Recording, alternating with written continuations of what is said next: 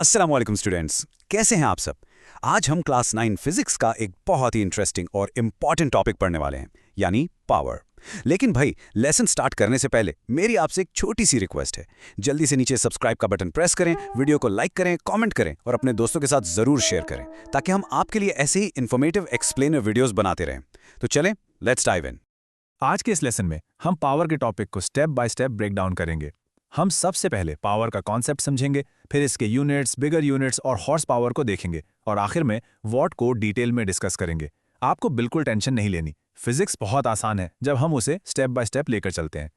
तो चलें अपने पहले सेक्शन यानी कॉन्सेप्ट ऑफ पावर से स्टार्ट करते हैं। आखिर ये पावर होती क्या है? फर्ज करें एक बहुत ही सिंपल सी एग्जांपल लेते हैं। आप सीढ़ियों पर चढ़ रहे हैं। अब अगर आप आराम से आहिस्ता आहिस्ता चलकर ऊपर जाएं या फिर जल्दी से भागकर जाएं, दोनों सूरतों में आपका किया हुआ वर्क बिल्कुल सेम है। क्यों? क्योंकि आपने सेम वेट को सेम हाइट तक लिफ्ट किया है। लेकिन जरा सोचें, फर्क कहाँ आया? फर्क आया टाइम में। तेजी से भागकर जाने में टाइम बहुत कम लगा। और बस यही वो पॉइंट है जहां फिजिक्स में पावर का कॉन्सेप्ट आता है। तो हम पावर को कैसे डिफाइन करेंगे? Power is defined as the time rate of doing work. आसान लफ्जों में, कोई भी वर्क कितने टाइम में कंप्लीट किया जा रहा है, इस रेट को हम पावर कहते हैं। और इसका फॉर्मूला बहुत ही सिंपल है। Power is equal to work divided by time. Mathematically हम इसे लिखते हैं P is equal to W over T, यानी वर्क और टाइम के कॉम्बिनेशन से पावर बनती है। आप जितना कम टाइम लेंगे, आपकी पावर उतनी ही ज्यादा काउंट होगी। ओके, अब हमने पावर का कॉन्सेप्ट तो समझ लिया। Now moving on to section 2, units of power. हम आखिर इसे मेजर कैसे करते हैं?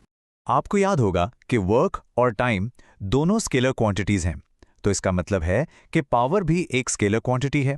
और अब एक बहुत इंपॉर्टेंट पॉइंट, पावर का सिस्टम इंटरनेशनल यानी SI यूनिट वॉट होता है और इसे हम कैपिटल W से रिप्रेजेंट करते हैं।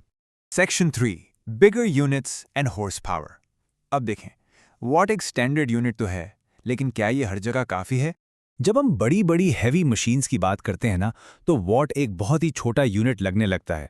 इसीलिए हमें बिगर यूनिट्स चाहिए होते हैं, जैसे किलोवाट और मेगावाट। 1 किलोवाट यानी kW में 10 टू द पावर ऑफ 3 यानी 1000 वॉट्स होते हैं, और 1 मेगावाट यानी MW में 10 to the power of 6 watts होते हैं। Students, please remember this. ये वैल्यूज एग्जाम्स में लाजमी पूछी जाती हैं। और हाँ, एक और यूनिट है जो अक्सर गाड़ियों या मोटर्स के लिए यूज होता है। ब्रिटिश इंजीनियरिंग सिस्टम में पावर का यूनिट हॉर्स पावर यानी HP भी होता है। 1 horse power is equal to 746 watts. ये MCQs के लिए एक बहुत ही इंपॉर्टेंट पॉइंट है, इसलिए इसे अपने जहन में बिठा लें। अब हम आते हैं अपने आखिरी सेक्शन की तरफ, section 4, the what in detail. हमने ये तो कह दिया कि पावर का यूनिट वॉट है, लेकिन असल में 1 वॉट कितना होता है? इसकी डेफिनेशन कुछ इस तरह है। 1 watt is the work done at the rate of 1 जॉल पर सेकेंड। मतलब ये कि अगर 1 सेकेंड के अंदर पूरा 1 जॉल वर्क हो रहा है, तो जो पावर जनरेट हो रही है वो 1 वॉट कहलाएगी। अगर हम इसे मैथमेटिकली देखें तो 1 watt is equal to 1 joule divided by 1 second. ये हमें बताता है कि जूल्स और सेकेंड्स का डायरेक्ट रिलेशन ही दरअसल वॉट को बनाता है ना? कितना सिंपल। तो स्टूडेंट्स, अब मुझे बताएं, क्या आप अपने फिजिक्स एग्जाम में टॉप करने के लिए बिल्कुल रेडी हैं? आपने आज एक बहुत अहम कॉन्सेप्ट कितनी आसानी से सीख लिया।